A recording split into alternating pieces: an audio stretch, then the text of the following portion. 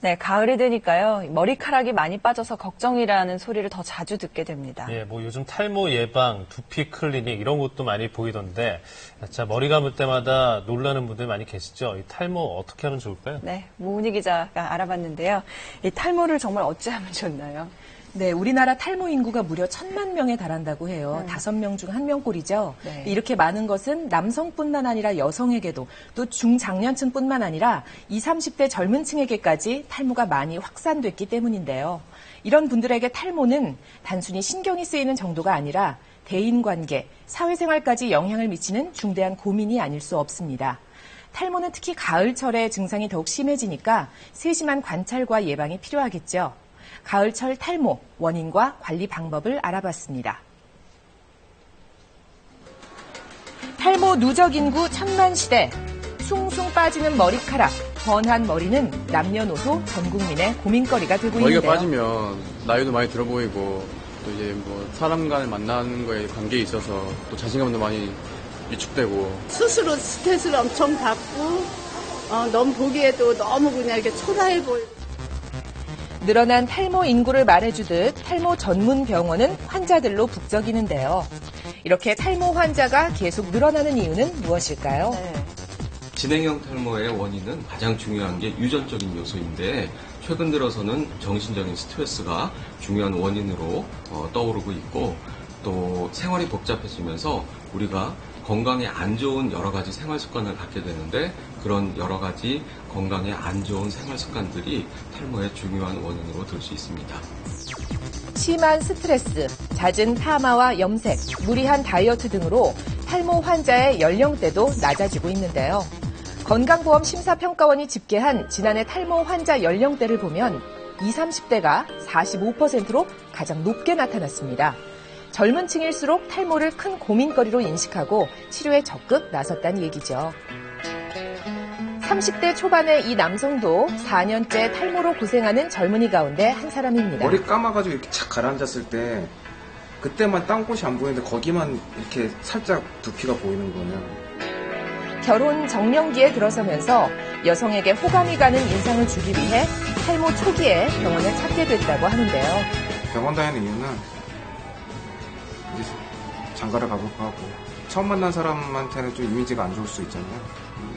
그래서 좀 치료 생각하고 있는 거죠. 윗 머리카락이 가늘고 가르마를 탔을 때 정상인보다 넓게 두피가 보이는 것이 탈모의 초기 증상이라는데요. 때문에 세심한 관찰이 필요하다고 합니다. 20대, 30대 분들이 처음 오면 되게 요 정도 상태에서 시작이 됐는데 아주 드물게는 윗부분이 거의 다 솜털로 변해서 훤하게 우리가 흔히 알고 있는 머리 없는 대머리 아저씨처럼 그렇게 되신 분들도 가끔은 있습니다. 이맘때면 더욱 탈모에 주의해야 합니다.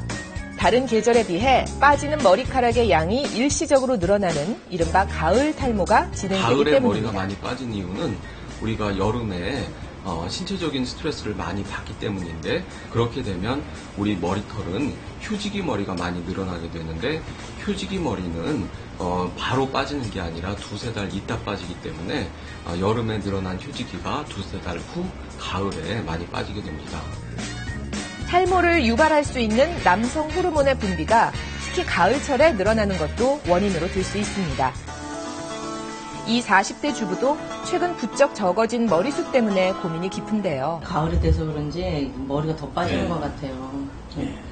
여름엔 그래도 별론데 요즘에 더 감으면 많이 빠지는 것 같아요. 파마를 해서 빈 머리를 감춰보기도 했지만 소용이 없었습니다. 스트레스 정도가 아니에요. 창피하고 어디 나서질 못하겠더라고요. 앞에만 숱이 없어가지고 미장원도 가기 싫더라고요. 윗부분의 머리카락이 다른 부위에 비해서 가늘거나 머리를 감은 후 말릴 때 100가닥 이상 빠질 경우 또 머리카락의 볼륨감이 없어지고 파마가 쉽게 풀리면 가을 탈모가 진행되고 있다고 볼 수 있으니까 한번 점검해 보시죠. 모발이 빠지면은 2, 3개월이 지나면 회복이 되게 되는데요. 2, 3개월이 지나도 머리 밑이 들여다보이고 회복이 덜 된 듯한 느낌이 드시면 전문의를 찾아서 진찰을 받아보시는 것이 좋습니다. 느슨해진 머리카락을 꽉 잡아보고자 두피에 신경 쓰는 사람들도 늘고 있습니다. 머리가 자꾸 좀 가늘어지는 것 같아서 예방 차원에서 관리를 받으러 왔습니다. 먼저 클리닉 전 확대경으로 두피의 상태를 점검해봤습니다. 현재 모공 속에 노폐물이 굉장히 많이 가득하게 있으신 편이신데요. 노폐물 배출이 원활하게 되지 않으시기 때문에 두피 혈액순환 자체에 더 문제가 있으셔서 혈관 확장이 더 많이 되시는 편이세요. 두피 클리닉은 두피의 청결을 유지하고 혈액순환을 촉진하는 효과가 있어서 탈모 예방에 도움이 된다는데요.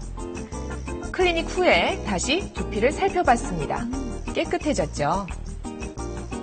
두피 클리닉에 가는 대신 집에서 손수할 수 있는 마사지법 알아볼까요? 두피에 크게 문제가 없으신 두피를 갖고 계시면서 정상적인 두피를 갖고 계시는 분들이 사용하시기에 좋은 마사지법입니다. 방법은 그리 어렵지 않습니다. 손끝을 이용해 두피를 눌러가며 이마부터 머리 정중앙을 따라 지압해주면 됩니다. 두 번째는 두피 근막 마사지입니다. 두피에 피지 분비가 굉장히 많으실 경우는요, 근막 마사지를 해주시는 게 조금 더 도움이 되실 수 있거든요. 두상을 손으로 감싸듯 잡은 다음 손가락으로 두피 전체를 돌려주면 되는데요. 이때 손톱이 두피에 닿지 않게 주의해야 합니다. 아주 시원하고요. 이렇게 쉽게 편하게 할 수 있는 방법이 있는 줄 몰랐네요. 앞으로는 좀 편하게 집에서도 자주 해야 될 것 같습니다. 마사지와 더불어 음식도 신경 쓰면 좋겠죠. 미역, 다시마 같은 해조류, 탈모 촉진 호르몬의 생성을 막아주는 녹차, 그리고 불포화 지방산이 다량 함유된 호두를 충분히 섭취하는 것이 탈모 예방에 도움이 됩니다. 점점 늘어나는 탈모 인구, 무엇보다 스트레스를 줄이고 충분한 영양 섭취와 수면을 취하는 게 탈모 예방의 기본입니다.